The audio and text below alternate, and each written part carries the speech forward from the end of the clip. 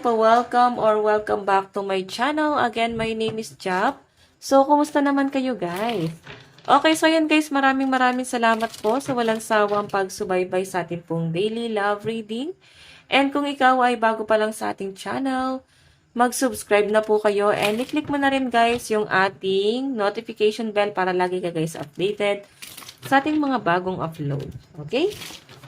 So, yan guys, sa mga nais pala guys magpa-private reading, iiwan ko na lang guys yung link sa atin pong description box below or pwede nyo ako guys i-direct message sa atin pong Facebook, Jade Tarot. Okay.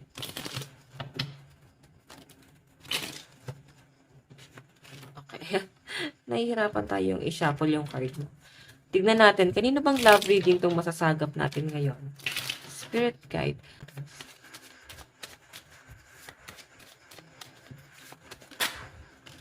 Eight of Spade.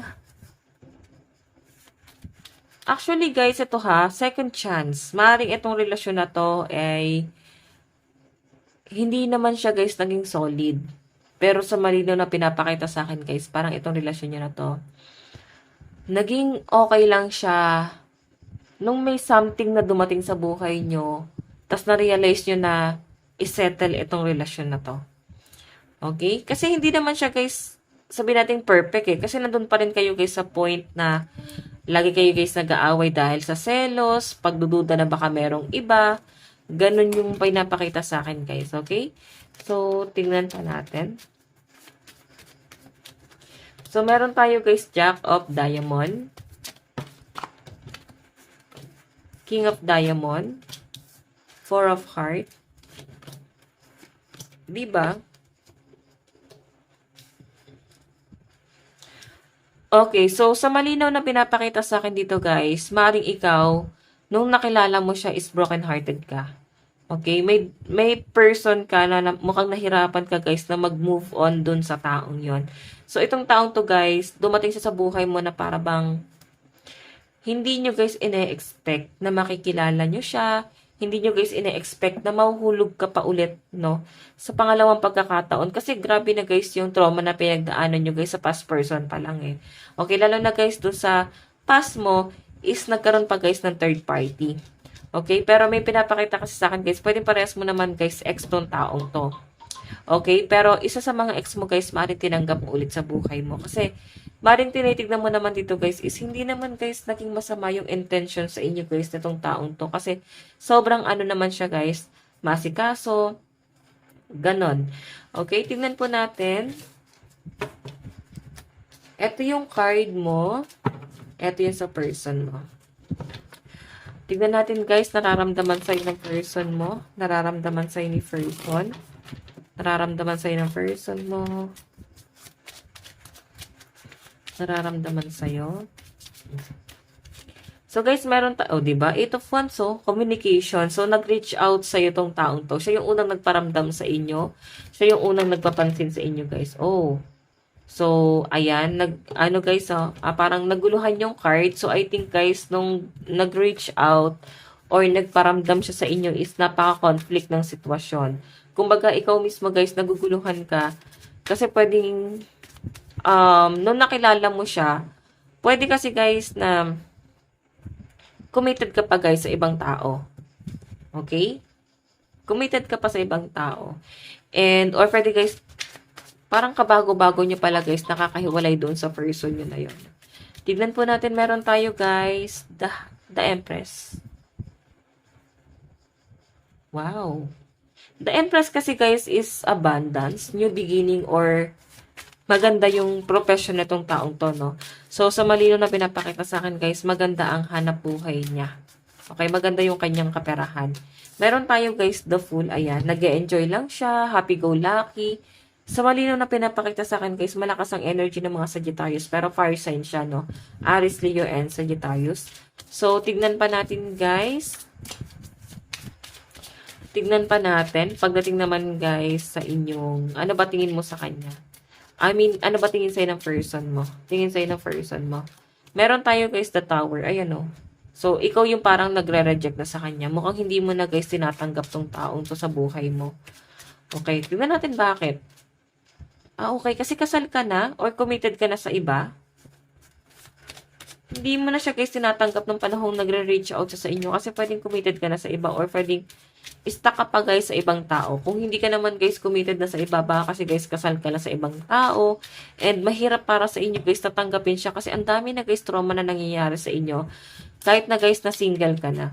And meron tayo guys, ayan no, pinaglalaban ka pa rin niya. So makikita mo guys na napakatyaga nitong taong to, pinaglalaban ka pa rin niya, and sobrang ramdam na ramdam nyo guys, itong pagmamahal nitong taong to sa inyo. So guys, ayan, may mga Aquarius, Gemini, Libra dito.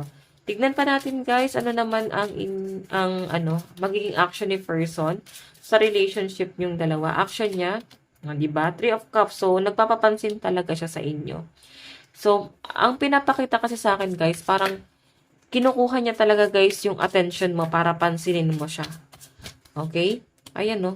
Kasi mukhang porsigido tong taong to guys na maging sa kanya ka eh. Na mahalin mo rin siya.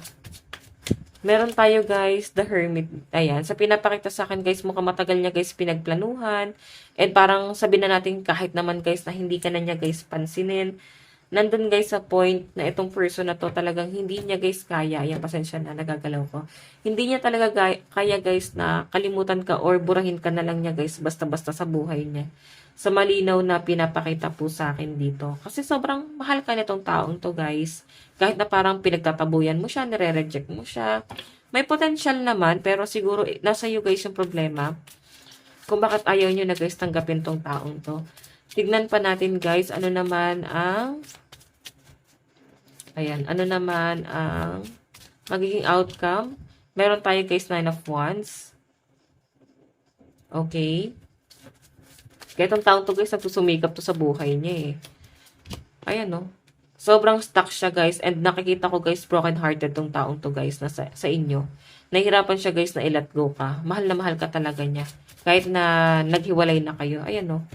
Parang nawala na talaga siya guys ng pag-asa na maayos pa talaga itong relasyon yung dalawa. Kasi pagdating sa'yo, sobrang nangihina siya. Parang hindi pa rin niya guys kayang tanggapin na talaga bang hiwalayin na kami? Parang ganun. Talaga bang hanggang dito na lang kami? Kasi guys, stuck pa rin si person. Ayun no. So, ayan. Air sign and fire sign yung nakikita ko sa side ni person, no? Aries, Leo, Sagittarius, at saka Aquarius, Gemini, Libra. Okay? Tignan pa natin guys sa side mo, nararamdaman mo sa person mo. Meron tayong the Tower. So, nafe-feel mo kasi guys siya naman yung may dahilan kung bakit kayo guys naghiwalay. Kung bakit hindi kayo guys nag-work.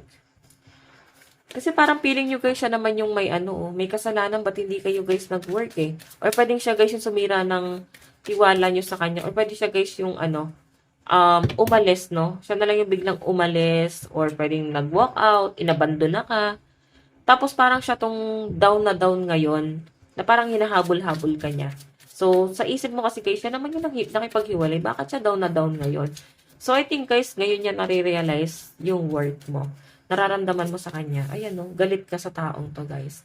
Sa ginawa niya sa inyo na parang ginose ka, ginawa ka niya guys, parang basura na bigla ka na lang niya guys, tinapon, inatsapwera. Okay? Tingnan natin. Kaya parang hindi ka rin guys makapag-decide. Pwedeng nag-reach out na sa inyo guys itong taong to. Pero hindi ka guys makapag-decide kung tama pa ba guys na ayusin itong relasyon na to. Kasi sa pinapakita sa akin guys, sobrang ka na eh. Focus ka na sa goal mo. Okay? Tignan pa natin. Tingin mo sa person mo. Mabait naman siya eh. And nakikita ko guys dito na talagang lumalapit siya sa inyo. Nakikipagbalikan siya sa inyo. Pinipilit niya talaga yung sarili niya sa inyo. And nagmamakaawa siya guys sa inyo. Ayun, kahit na napakalabo na guys na maayos pa tong relasyon na to guys. Kinakapalan niya yung mukha niya guys para ayusin niya ulit yung relasyon niyo. Pero sa pinapakita kasi sa akin guys, sobrang sobrang conflict para ayusin pa to. Okay? Ayan, tingnan mo sa kanya eh. Nararamdaman mo naman guys na humahabol siya sa inyo. Nakikita mo naman guys yung struggle niya. And I think na-reject mo tong taong to guys at nakarinig pa siya guys ng masasakit na salita sa inyo. Kasi sobrang sakit ng ginawa sa inyo guys. Tingnan pa natin. Okay, tingnan pa natin guys. Ano naman ang Okay. Magiging action mo? Okay. Moving forward. Dalawa lang guys yung nakikita ko dito. Patatawarin mo siya or mag-move on ka na since dalawang tao yung nakikita natin. Saan ka dun sa dalawa? Kasi sa malinaw na pinapakita sa akin guys, wala ka na guys galit na nararamdaman din sa taong to. Moving forward ka na and I think may ibang tao ka na guys na kinoconsider or may ibang tao ka na guys na tinitignan dito. Okay, itong ibang tao na to guys, sa malinaw na pinapakita sa akin, maganda ang intention sa inyo, netong new person na to. And siya yung tumulong sa inyo guys na makarecover dito sa past person na to. Since dalawa tong past person na to, so I think isa sa mga ex mo yung binalikan mo. Or pwede guys na wala kayo guys naging label na tong past person. So maring ginost ka na lang nasa getting to know each other pa lang kayo. Parang getting to know, ano pa lang, yun nga, getting to know each other pa lang. Tapos bigla kang guys, So, sino sa dalawang ex mo yung binabalikan mo at nire-reject mo na? Okay? Tignan natin guys, outcome. Meron tayong, ayan, napakaganda ng energy kasi yung outcome mo guys is sobrang ganda. Mas naging matalino ka. So, iba sa inyo guys, nag-focus talaga sa new person. Yun nga lang guys, maring may doubt. Kung may mga anak kayo guys ng person mo, ito rin guys yung kinukonsider mo na parang naaawa ka rin guys sa relationship nyo guys na mga anak mo. Kasi parang hindi mo sila guys kayang, iwan ng hindi buo yung pamilya. And kung makita nyo guys, 5 of Pentacles, hindi nyo guys kayang suportahan yung mga anak mo nang ikaw lang. So, parang kailangan mo pa rin guys yung person mo para makapag-support or masuportahan kayo guys sa mga pangangailangan. Okay? So, tignan natin guys, sa side mo guys, no, malakas po ang air sign, Aquarius, Gemini, Libra, Capricorn, Taurus, Virgo, Cancer, Pisces, Scorpio, Aries, Leo, and Sagittarius. Tignan natin guys, ipopost ko lang yung video. Tignan natin yung overall energy. Okay, nasa na ba yung ating card? Wait lang guys, kunin ko lang yung card. Saan na patungo tong relationship na to, Spirit Guide? Ito po. Saan na patungo tong relationship na to, Spirit Guide? Saan na po patungo? Okay, so guys, meron tayong The Gardener. So, actually guys, wino-workout siya kahit na sabi natin hindi naging maganda yung connection, no? Okay, so, namatay yung ating flashlight. Pero sa malinaw na pinapakita sa akin guys, parang i-workout nyo to dahil sa mga anak talaga. So, parang hindi nyo sinitignan talaga yung connection nyo eh. Okay, parang ginagawa nyo na lang to para mas makatulong siya sa inyo guys. Para sa pagpapalaki ng mga anak, makatuwang nyo guys para sa pera. So, yung person nyo guys, mukhang plantito-plantito eh. Mukhang mahilig guys sa halaman. Or, pwedeng mahilig siya guys sa pagpaparm. Farmer ba si person? Or may malawak na lupain siya. Okay, so tingnan pa natin guys. Meron tayong luminosity. Okay. So, actually guys, sa pinapakita sa akin, mukhang magkaiba ang inyong religion. And siguro ito rin guys yung nagiging conflict yung dalawa kasi magkaiba po kayo ng relihiyon. Okay? So, meron tayo guys, emotional freedom. Actually guys, ito ha, parang feeling din kasi guys ng iba sa inyo na mukhang hindi ka guys nagiging malaya sa responsibilidad nyo guys sa ibang tao. Gusto nyo guys maging malaya. So, especially guys sa mga magulang, sa mga kapatid, kapamilya, hindi ka guys makaalis sa responsibilidad. Nung iniwan ka ng person mo, nasta ka guys sa responsibilidad. Ngayon guys, naging mature ka na. So, I think guys, meron ka guys na provide din sa sarili mo. Ayan. Tingnan pa natin. Mensahe ni person. Wait lang guys ha. Mensahe ni person sa inyo. Meron tayong, I wonder if you are happy without me. So, I think guys, ito ha, hinanap ka ng person mo. And siguro napapaisip siya, masaya na kaya siya ngayon? Simula nung naghiwalay kami. Parang ganon. Tignan natin guys, meron tayong, I hope that you can forgive me one day. So, alam niya guys, na mukhang may kasalanan talaga siya sa inyo. Mahal na mahal ka naman niya, pero I think may maling nangyari. Okay? Meron tayong, I wish I could share my good news with you. So, I think guys, ito ha, etong person na to, sobrang excited siya lagi na makausap ka niya. Ang problema lang guys, maring binlock nyo na siya. Hindi nyo na guys siya pinapasok sa buhay nyo. Okay? So guys, ito lang guys ang inyong daily love reading. Bukas po ulit. God bless and love you all. Bye-bye.